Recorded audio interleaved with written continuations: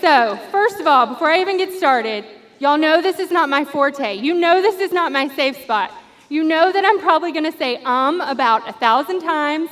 I am a fish out of water up here. I am used to talking to 5- and 6-year-olds, not adults. So forgive me if I trip my words. Forgive me if I'm staring at the paper. Forgive me if I am up here shaking, because this is not my safe spot. I am so nervous. So, oh, y'all are sweet. Thank you. Oh, y'all are so sweet. Thank you. Thank you. Okay, that was so sweet. Okay, so like Shelby said, we went to Peru last week, right? And so there were a lot of things that were very hard for me in Peru. There were a lot of things that I didn't agree with. And there were times on the trip when I just wanted to get out of it. I tried to give my plane ticket to Grace and say, Grace, you go instead. You'd be so much better at this. I tried to say I was too busy. I had birthday parties to plan. I couldn't go. I tried to pull the card of, hey, I'm the only female going. Like, that's not safe. That's not a good plan. I tried everything I could to get out of this trip, but obviously I went. And so let me tell you a few fun facts I learned while I was in Peru. Number one, if you go to the restroom in Peru, the toilet paper does not go in the toilet. You actually put it in a little trash can. So that made for a very eventful situation for a woman, as you can imagine. The second thing I learned is that anything like a hair dryer, a curling iron, a flat iron, anything like that from America that you take to Peru and plug into the outlets, like they don't have a good relationship. So I'm drying my hair, I look down, I start to smell something smoking, I look down in the hair dryer and I'm like, oh, okay, this thing's about to catch on fire. So needless to say, if you go to Peru, don't plan on curling your hair, just plan on being real natural while you're there, okay? And the last thing I learned is that one of their meals that they have quite often is beef heart. And so there's a picture of it. And it looks just like a steak kebab, right? And it tastes just like a steak kebab. So, y'all, it was actually really good. It was actually really, really good. And so I learned that I liked something different. I liked beef heart. So that was about Peru. But let me tell you a little bit about me. So I love eyelashes. I love all things bougie. I like to get up and fix my hair and put on makeup if I want to. I like 24/7 access to my Keurig and bottled water. And so obviously I found myself in an uncomfortable position, right? And so the easy thing would have been for me to be like, this is really inconvenient. This is hard. It would have been easier for me to say, guys, like, we don't need to be here. There's people in America that need us. Why are we here? It would have been easier for me to say, like the excuses I said before, like, I'm too busy. It would have been easy to say, hey, guys, we are just a baby church. We don't need to be taking on this other country, too. It would have been really easy for me to lean on all these excuses because I was in an uncomfortable situation. But what I found God whispering to me was something so much different. And so what about you? What gets uncomfortable and you say, I don't want to go there? And not necessarily going to a different country. I'm talking about going there in your heart. What's that relationship that you want to back away from instead of move forward to? Who's that person that you see in the grocery store and you see him and you turn the other way? Who's that person that has absolutely broken your heart and that's lied to you and you don't talk anymore and you're just not going to talk to? And don't worry, y'all, we've all got those people in our lives. Not one person in here does not have someone like that triggers them like that. And today we're going to talk about those relationships. The relationships that have absolutely quit moving. They've stopped, they've ended, they've hurt you, they've lied to you, they've absolutely broken your heart, and there's no relational movement to be found. How do you handle those relationships? For the past 4 weeks, we've built up to this topic. These relationships, how we handle these relationships in our relationship rehab, this is the one thing as Christians we have got to get right. This whole series has been pointing to this one thing. At the end of the day, that one idea of how we treat these people, that's what separates us as Jesus followers and everyone else. In his latest book, Max Lucado writes, "We are creatures of comfort and creatures of habit. We like familiar and we like predictable. We like agreement over conflict, peace over disruption. These are the things that make us feel happy, content, and at rest. And all these things, comfort, familiarity, agreement, they're achievable, and that's true, as long as we interact with people who are just like us." I feel like that's a place we can hang out in, right? I feel like that's a place we can live, where it's comfy, where it's easy, where it's familiar, where there's no confrontation, no hard conversations. It's just an easier life to live. Instead of moving towards these people, we back away, and we feel safe in that. We avoid them, we quit talking to them, we tell others we'll pray for them, but then we cut them out of our lives. But what if I told you there's a better way? What if I told you it's not an easier way, but it's a better way? And what if I told you that when we throw Jesus in the mix, he has so much more to offer? This entire idea I'm about to talk about, I am so confident in this. I am so confident in these cards that Jesus deals us in this one hand that I'm willing to take all my chips and push them forward to the middle of the table. Because at the end of the day, that person that's wronged you, that's broken your heart, that's your brother, that's your sister. If you're a Jesus follower, that's what they are. And so we've got to figure out a way to move forward. That's our only option. So I know that the guys have been talking about 1 Corinthians chapter 16. And I want to end there, but for now, I'm going to jump around a little bit and cover the storyline of Jesus and Peter. So we're going to start in Luke 5. And before we start, I've got one more fun fact about myself, okay? So I don't know how normal people read their Bible. I don't know how you read your Bible, but I read my Bible like it's this amazing television series, okay? I want to hear what's going on when I'm reading. I want to see what's going on when I'm reading. I want to smell what's going on when I'm reading.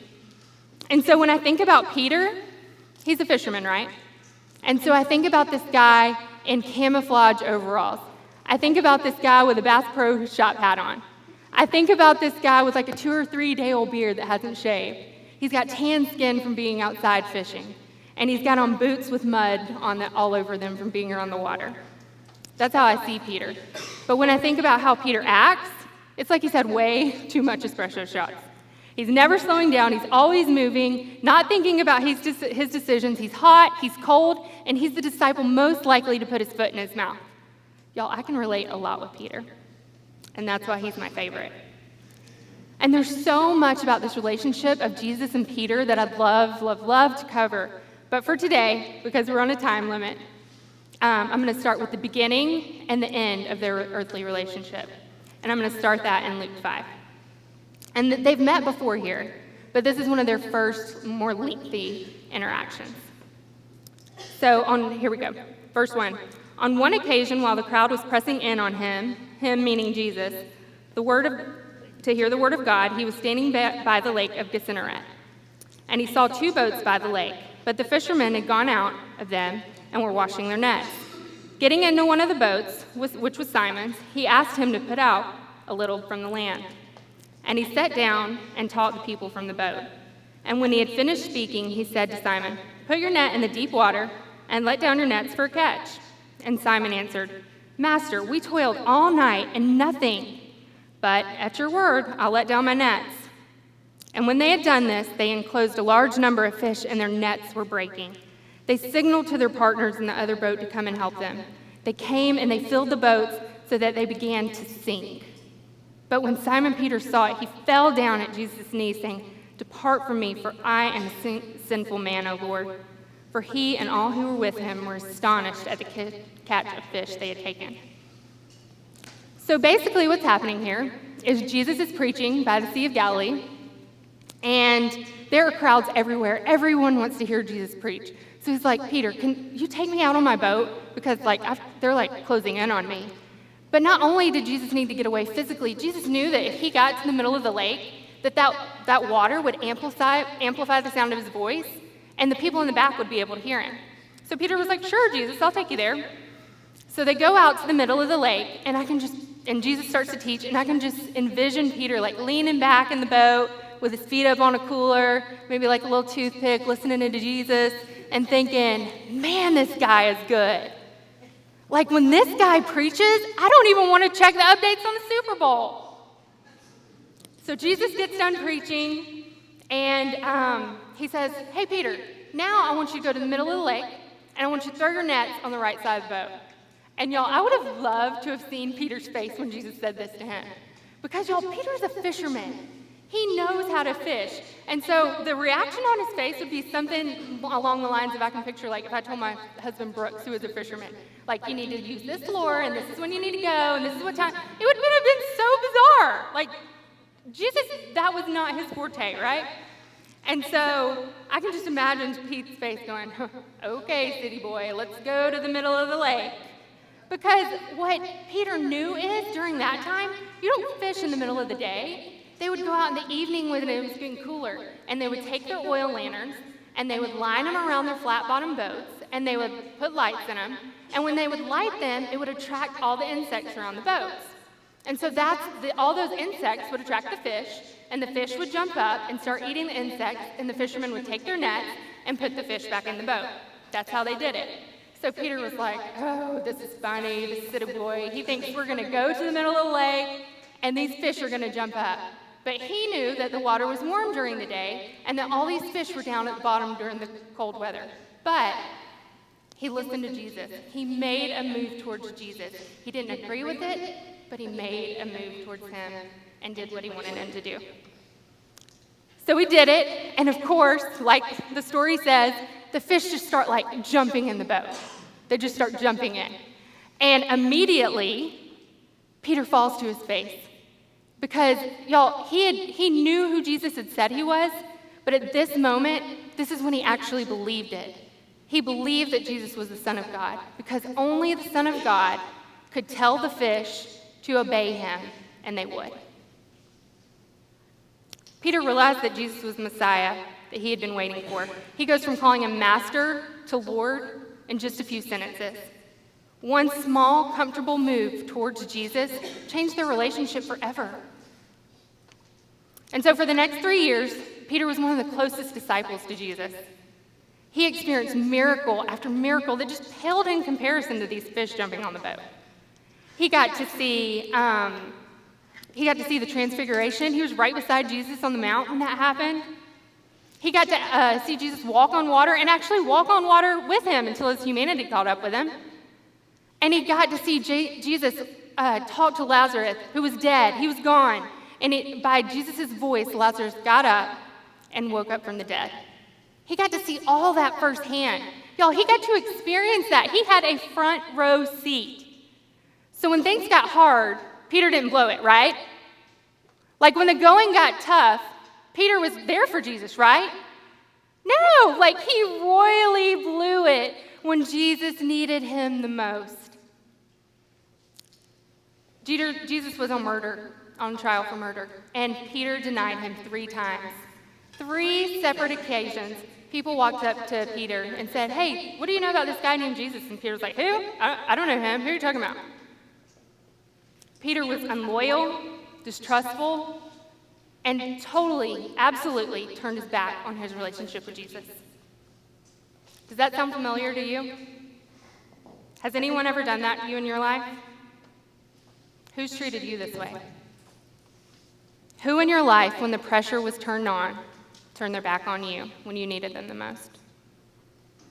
Imagine being in the tightest, closest relationship with someone, and then just trampling all over you, hurting you, and making you feel so invisible. Y'all, Jesus knows what it's like to have people turn his back on him. He knows what it's like to be hurt in the most unmentionable ways. We have a Savior that came down to be so much like us so he could identify with our pain. He knows what you're feeling. He knows how bad those people hurt you and exactly how it feels. So what does Jesus do? Does he turn his back on Peter? If it were you, if it were me, we'd probably do something like cut Peter out of our lives. Or even better, we'd start speaking Christianese and say, oh, I've forgiven him, but I haven't forgotten. Or I'll pray for them. I want the best for them. I'm just not going to talk to them. But not Jesus. So we're going to jump to John chapter 21 and see their last conversation here while Jesus is on earth. So at this time, Jesus has already willingly died for us. He's already gone to the cross. He's already risen from the dead. And this is the point in time when Jesus is walking around and revealing himself to people. These people who saw him dead are now actually seeing Jesus alive. This is the moment that they're like, yes, everything he said was true. This is the time that people truly started to believe. So where's Peter? He's doing the only thing he knows how to do. He's fishing. He's out with his buddies, and he's on the lake again, and they haven't caught a lick of anything. So the disciples are out fishing, and they hear this guy off on the shore. They're out on the lake, and they hear this guy from the shore say, hey, have you caught anything yet? And they say, no, not yet. And he says, why don't you throw your nets on the right side of the boat? They do this, and again, just like in Luke 5, the fish start to jump all in the boat. Now, I told you Pete acts like he has drank one too many espresso shots, right? And I can see him thinking, where do I know this from? Where do I know this moment from? Like it's deja vu. And finally, he realizes it's Jesus. So what does he do? He runs to his fishing backpack and gets his little New Testament and memorizes some verses so he can go before Jesus, right? He goes to 5 Bible studies and cleans himself up real good so he can go before Jesus, right? He gets on Facebook and confesses all he's done wrong. He said, I was wrong, they were right, I'm the bad guy, and I made everything right with Jesus so he could go before him, right? No. Y'all, Peter knew Jesus. He spent 3 years with Jesus. He knew that if you go to the feet of Jesus, you will find love and grace and mercy. So Peter realizes it's Jesus, and he realizes, just like everybody else, this is true. He is who he said he was. So he jumps in the boat, and he swims straight towards Jesus, and he does. He finds grace and love and mercy at his feet. So they go, and they have breakfast together, and they have what's their last documented earthly conversation while Jesus is here on earth. And if you've heard this preached before, you've probably heard about the 3 questions. Peter, do you love me? Yes, I love you. You've probably heard this story before, right? And what you've probably heard is that Jesus asked Peter this because he needs to redeem the 3 times he denied him. And that's true, but that's not the best part. And to get to the best part, we have to go back to the Greek. We have to nerd out a little bit and go back to the Greek, okay? So in John 21, I'm starting with the first question. Jesus says, Peter, do you love me? Do you agape me? Do you love me more than anything? And Peter says, Lord, I phileo you. I love you. You know I love you like a brother. And so with Peter, with his shots of espresso, I can hear him think, yeah, God, I love you. Let's go build your kingdom. Let's do this. And I can see in that moment, in my head, the way this happens is that Jesus leans towards him, puts his hand on his shoulder, tries to slow him down a little bit, and says, Peter, son of John, do you love me? Do you agape me? Do you love me more than anything? And Peter says, Lord, you know I phileo you. You know I love you like a brother. You know that's all I've got right now. And by this point, I think it starts to sink in. At this point in my mind, Peter can't even look at Jesus. He's so covered in shame. Y'all, it's only been a week since he denied Jesus. He knows what he did. He knows he was wrong.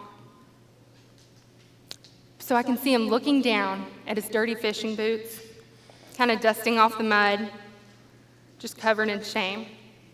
But then I can see Jesus taking his hand and lifting Peter's face up to his to look at him so they can talk eye to eye, and says, Peter, do you love me? Do you phileo me? Not do you agape me. Do you phileo me? Y'all, Jesus knows Peter's heart. He knows brotherly love is all Peter has to offer. Jesus lowers the love bar for Peter. He knows that brotherly love is all he has to offer at this point. He says, buddy, I'm not shutting you out. I'm not kicking you off the team. In fact, I'm pulling you in and making you captain. Y'all, that's making love the highest priority. That's filling the gap with love. That's love not keeping score. That's love loving truth. It's not about having a perfect relationship. It's about having a perfect Savior and doing the most we possibly can to follow him and his ways. He's saying, if you love me, just go feed my sheep. Go love on people. And not just the people in your life that you get along with. He wants us deeply at work in communities, in all cultures, in all relationships, even the hard ones, even the hurtful ones, even the ones we don't agree with and don't understand. He says, go feed my sheep. And what Peter is demonstrating here is that love makes a move. And that's our bottom line today. That's the hand that I'm willing to push all my chips in on, is that love makes a move. What we usually do when people are hurting us is we withdraw. We cut them out of our lives, and then we raise the standard for them to get back in. And it's a standard that's impossible. It's a standard no one can achieve. We write them out. But Jesus says that love makes a move. It doesn't wait on the other person to move first. It doesn't wait on them to admit everything they did wrong. It doesn't wait on them to say they're sorry or to even change their ways. Love goes and does something that's so uncomfortable. It dies to itself and simply makes a move. Y'all, I know what it's like to be hurt by people. I know what it's like to want to give up, to write them off, because they've hurt you so badly you can't even look at them in the face. And so does Jesus. It may be just a small move at this moment. And in fact, there may need to be boundaries to make that relationship healthy. But love will always make a move. Jesus didn't sit there with Peter and ask him to be perfect. In every instance we covered today, Peter making small moves to him, that was enough. When we were leaving Peru, it was just like this overwhelming sense of so much that needed to be done and so much to do. And we couldn't imagine like how the pastors feel this weight that's on them.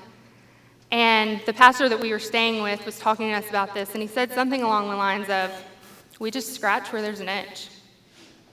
They just see the simplest, smallest area they can, and they move towards it. They feed their sheep. They make a move. You may be thinking, well, I don't even know what that looks like. Where do I begin? And so I love that we've been studying 1 Corinthians 13, because that's where Paul leaves us with such a great reference. He says, love is patient. Love is kind. Love does not envy or boast. It's not arrogant or rude. It does not insist on its own way. It's not irritable or resentful. It does not rejoice in wrongdoing, but rejoices in truth. Love bears all things, believes all things, hopes all things, endures all things. He goes on and he ends talking about faith, hope, and love.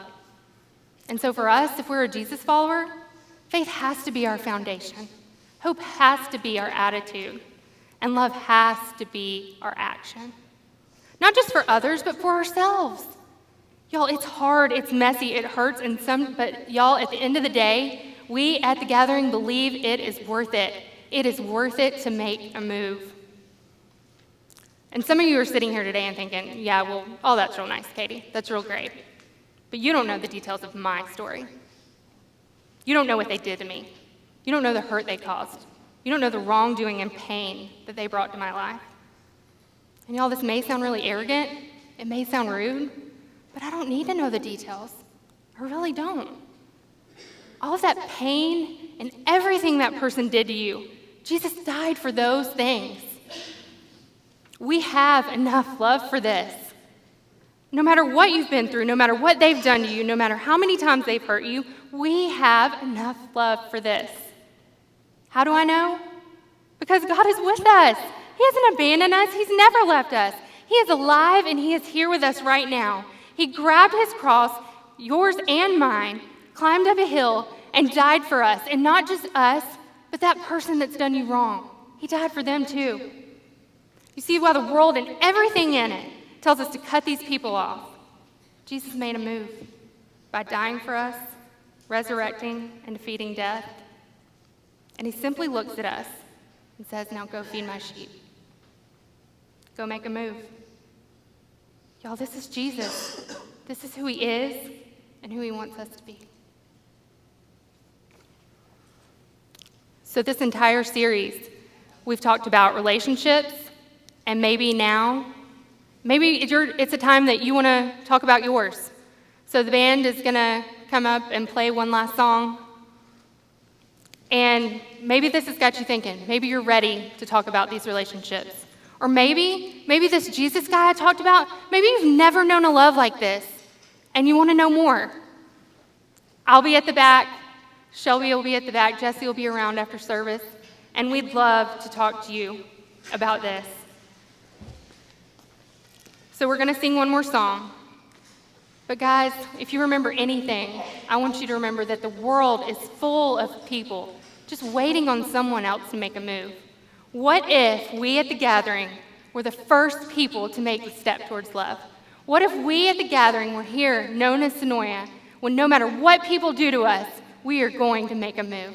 Doesn't matter what you've done, we are going to love you. What if we were known for that?